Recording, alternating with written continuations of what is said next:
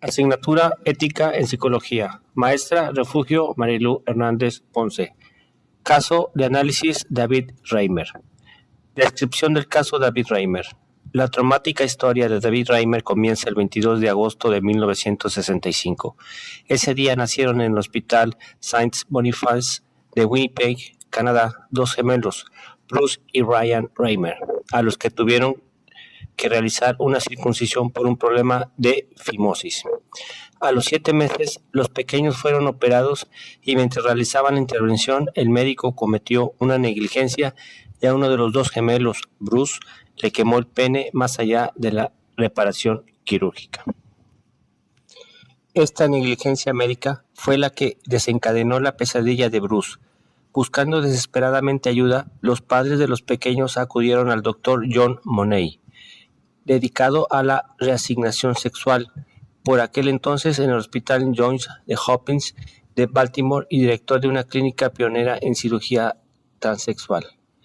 El doctor Money había sido uno de los primeros en oponer el género al sexo biológico, asegurando que las diferencias entre el hombre y la mujer son culturales e independientemente del sexo. Money fue definido por el New York Times como un agente provocador de la revolución sexual, y no se cansó de aparecer en los medios y comunicación de la época para defender liberación sexual. Por esta razón, cuando el pequeño Bruce llegó a sus manos, vio la oportunidad de demostrar las teorías que defendía, sin mostrar ningún tipo de escrúpulo por experimentar con la vida de un ser humano. Money aconsejó a los padres del pequeño el cambio de sexo, en el que él mismo era experto. Yo puedo proporcionar una vagina, pero para que el cambio sea completo necesito nuestra colaboración. Fue la petición de Money a los jóvenes padres de Bruce, que apenas tenían 20 años, y a los que este doctor les parecía un dios. Así que en 22 meses a Bruce le extirparon los testículos y sus padres se dedicaron desde entonces a criarla como si fuera una niña. A los 11 años, el primer intento de suicidio. De esta forma, Bruce se convirtió en Brenda, y su caso se conoció por todo Estados Unidos, gracias a la propaganda que de él hizo el Dr. Money. En su libro publicado en 1972, Men and Woman, Boy and Girl, Money alardeó del éxito rotundo de su experimento y se dedicó a proclamar a los 4 vientos que este caso era la prueba concluyente de que no se nace hombre o mujer, sino que uno se convierte en hombre o mujer. Por si la frustración de este niño obligado a ser niña para probar una teoría no fuera suficiente, fue obligado a ver escenas de sexo explícitas, tanto en la consulta del Dr. Money como en su propia casa, y a simular actos sexuales con su propio hermano.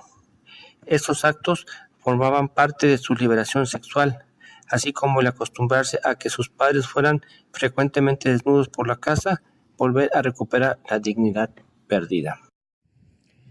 En 1980, el padre de este niño experimento decidió contarle la verdad sobre su origen y por primera vez Brenda sintió algo de paz al entender que no estaba loca.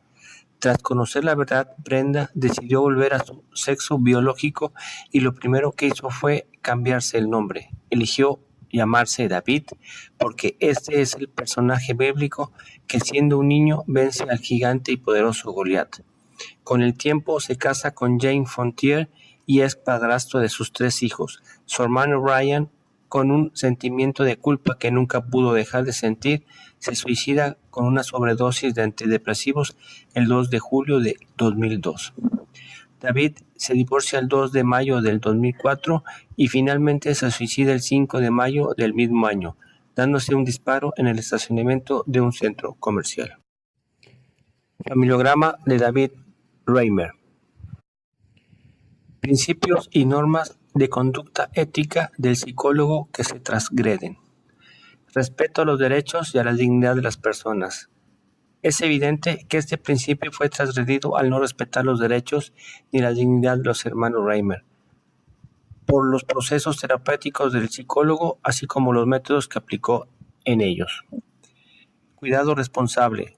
Al no mantener una clara información con los padres de cada uno de los procedimientos que se iban a aplicar, ese principio fue totalmente transgredido. Integridad en las relaciones. En la etapa de adolescentes de los hermanos Reimer, comenzaron a experimentar terapias y procesos que eran invasivos.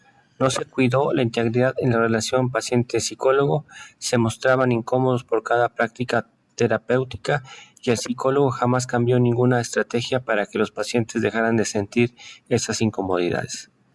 Responsabilidad hacia la sociedad y la humanidad.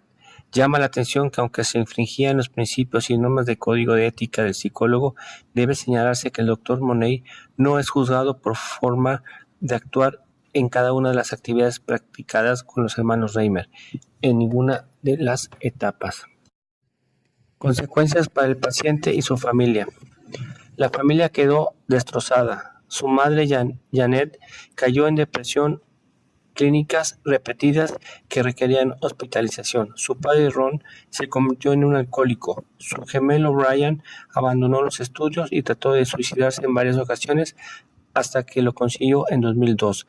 2 años después, con 38 años, David hacía lo mismo tras haberse divorciado años atrás de su mujer. Conclusiones.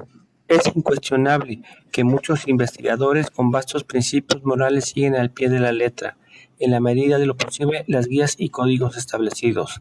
Ahora bien, esos códigos y guías son inexistentes o de poca monta para muchos otros. ¿Qué podemos hacer? ¿Cuán efectivos son los códigos existentes? ¿Las represalias ante el fraude son suficientes y efectivas? ¿Es objetivamente posible evitar esas prácticas? ¿Existen respuestas posibles? ¿Llegarán esos científicos inescrupulosos y los que vendrán a actuar con mayor conciencia moral? ¿Cómo? Este caso supuso por lo menos un fuerte avance por lo especial que fue. Esto se debe a que David era el hermano gemelo de Brian y ambos habían sido criados en el mismo ambiente, por lo que se pudo estudiar con profundidad la formación de la identidad de género, descubriendo de este modo que ya durante el desarrollo prenatal y pocos meses después del nacimiento, el ser humano ya está formándose como individuo de un sexo determinado.